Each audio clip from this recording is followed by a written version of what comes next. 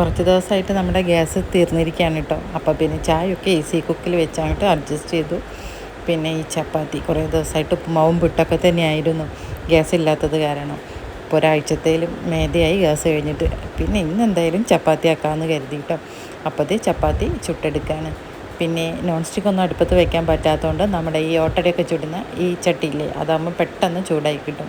അങ്ങനെ അത് വെച്ച് ചപ്പാത്തിയൊക്കെ ചുട്ടെടുത്തു. പിന്നെ കുക്കറും ഞാൻ അടുപ്പത്ത് തന്നെ വെച്ചു കേട്ടോ. എത്ര ദിവസം എന്ന് വിചാരിച്ചാൽ നമ്മളിങ്ങനെ അഡ്ജസ്റ്റ് ചെയ്ത് പോകുന്നത്. അവസാനം കുക്കറൊക്കെ അടുപ്പത്ത് തന്നെ വെച്ചു. പിന്നെ ഇതാ കിച്ചണും കൂടി ഒന്ന് ക്ലീൻ ചെയ്ത് കഴിഞ്ഞു.